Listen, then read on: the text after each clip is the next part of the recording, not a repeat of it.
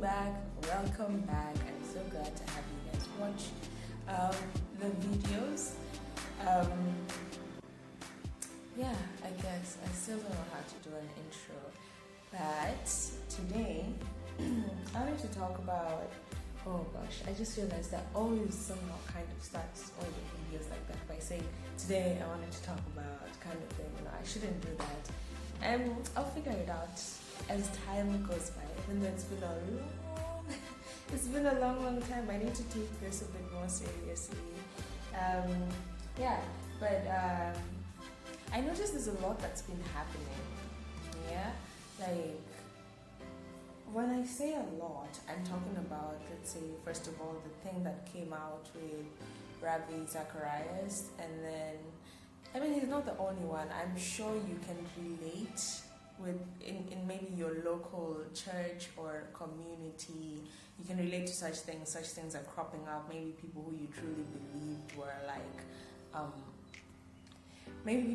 truly believed were great followers are kind of doing questionable things, and you're wondering what is going on, because I thought you were a real pastor, I thought you were a man of God, I thought you were this, I thought you were that. It happens. I've thought of people like that. I've thought that pastors can never go astray, or that church leaders are always right.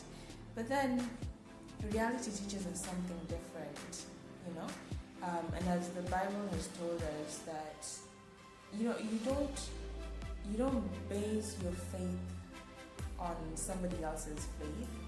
You don't base your walk on somebody else's walk.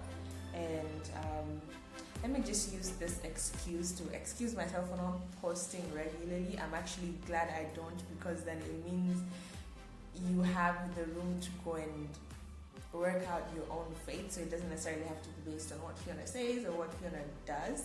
So that's good. That's good for me, and for you as well.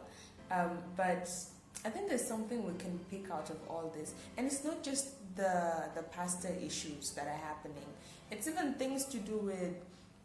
I'm currently in Ghana, right, and I feel like now is when the whole LGBTQI plus now is when the idea is gaining a lot of momentum, right? As of now, at least that's what I think. And of course, there's opinions here and there. The churches are giving their opinions, people are giving their opinions, people are trying to say what they think is right and what isn't right. And for me, I think it's a great... First of all, I'm glad it's happening, because I think it gives us it sets a stage for us to reflect on so many things, right? For instance, ourselves. I think that's the most important thing. That's the most important takeaway we can grab from all this.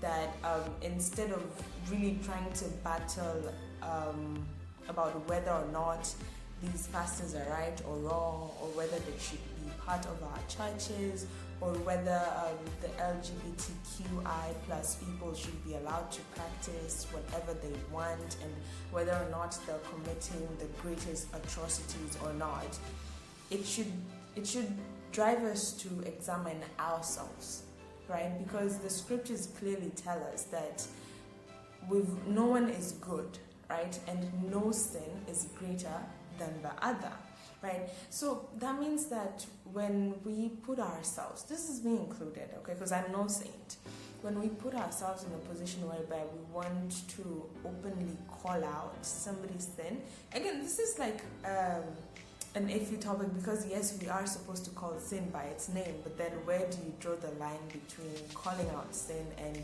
condemning sin and making yourself look more righteous than the other person, So maybe the first question we want to ask ourselves is,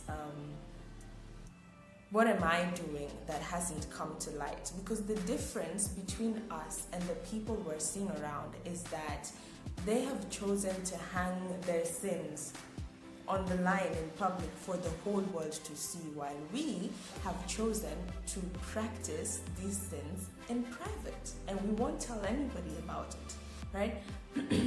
We could be fornicators, we could be adulterers, we could be idolaters, we could be so many things, and nobody will ever know, because we're choosing not to tell anybody about them. We're choosing to keep them to ourselves, and when we walk out of our homes or houses, we look like saints. We're literally angels of darkness clothed in light. Because nobody knows the backstory. Nobody knows what happens behind closed doors. And because of that, we could even be the first ones to go and call out somebody and say, hey, what you're doing is not right. I think people find, should I say, solace in the fact that maybe somebody else is doing the sin and people have found out, but not for them. In that, let's say if I was doing something and I kept it private, right, and I saw somebody else doing something, like, I want to call it out. I want to, because I feel as though what they're doing is worse than what I'm doing. So I'm thinking in my head, hey, at least I'm better off than that person. I mean, look at all the things they're doing. Everybody knows about it. Why are they doing that? But what would happen if people found out what you're doing in the dark? So the conclusion of the matter is, let's use this as an opportunity, to self-examine, to really look into ourselves and see and think about the things that we do secretly that nobody knows, because we are all in need of grace. We all need God's grace, because we've really fallen short. We've really lost our way. There's nobody who is perfect. I myself am not perfect. I also have my own sins that I do in private and I don't want to tell anybody. So let these things remind us of how vile we are before we even open our mouth to talk about how horrible somebody else's sin is. And like I say this also for myself. It's a learning point for me too. So as a Christian, walk out there and use whatever you see to examine yourself and go back to the throne of mercy. Go back to the mercy seat for more grace, because you need it, I need it, we all need it. That's what I wanted to say for this video, and I wanted to keep it as short as possible. So yeah, more grace to us. If you enjoyed this video, like, share, comment, and do subscribe if you haven't subscribed, so we can continue this conversation. I wanted to talk about confession and how liberating it is, but obviously I was led into this other direction, so there will be another part 2 for that, so keep an eye out for that. And once again, I'll attach a link below for you to suggest what topics you'd like me to cover. Have a lovely rest of your evening, day, afternoon, whichever time you're watching this, and God bless you. Bye.